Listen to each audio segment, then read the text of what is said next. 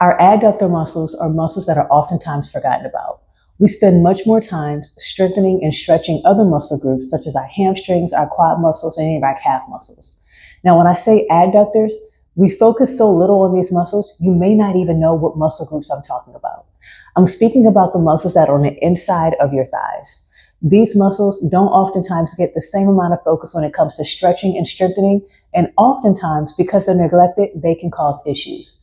So if you're noticing that you're having hip pain, back pain, noticing that you have pelvic floor pain, or even tension in any of these areas, you may want to consider stretching your adductor muscles. So now let's go over a few stretches that you can do. So for the first stretch for your adductor muscles, we're going to get you seated in a chair. And I'm going to have you make your knees nice and wide as you come to the edge of the chair. Now you're going to use your elbows to gently push the knees out to the side. And you should feel a slight stretch on the inside of your thighs through here. If you're already feeling a stretch there, then you can stop. You don't have to proceed anymore. If not, you're able to also lean forward, bringing your chest down to the ground. Now make sure you don't hunch or roll your back, but you want to try to keep your back nice and straight and just hinge at your hips. Once you're in this position, you're going to take some nice, slow, deep breaths, and you want to try to hold for a minimum of 30 seconds. For the next adductor stretch, we're going to have you in a standing position. With this stretch, you're going to bring one leg out to the side and the other leg out towards the other direction. Now what I want you to do is you're going to gently bend one knee. When you bend that knee, you're just going to slightly lunge to that direction, leaving the heel and the entire foot for the other side completely on the ground.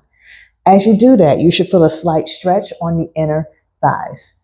Now, depending on your flexibility, you may or may not notice a stretch here. If you notice a stretch here, great, you can stop right here.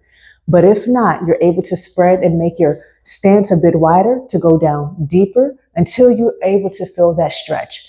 Depending on flexibility, it may be best for you to actually use the hand, so now you can support your body weight on the ground. Just as we did in the chair, you're going to hold the stretch for whatever depth you feel that stretch, and you're going to hold here for about 30 seconds, making sure that you're taking the time to breathe and not holding your breath.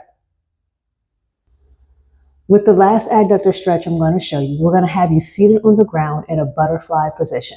So that means you're going to bring your knees out to the side and bring your feet together so that way they are touching. Once you're here in this position, you're just going to allow for gravity to gently move your knees down. If you're already feeling the stretch, you can stop there.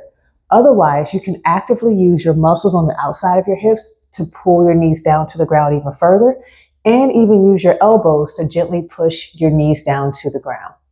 As you're doing this stretch, make sure you're not rolling forward. Try to keep the back nice and upright. With this adductor stretch, you're going to feel it closer towards your groin region. And just as before, make sure you're taking nice, slow, deep breaths and to avoid holding your breath. And we're going to hold this position for whatever depth you feel a stretch at for about 30 seconds. As you were doing those adductor stretches, you may have noticed the one where you're seated in the chair and also on the ground, you feel closer towards the groin region. Compared to the one where you're standing, you feel along the entire inner thigh. This is because you have some adductor muscles that go all the way the full length of the thigh, and then others that are shorter and stop closer up towards the top. It is important that you take time to alternate between the stretches so that way you can make sure that you're getting both sets of adductor muscles, the ones that are much longer and the ones that are shorter.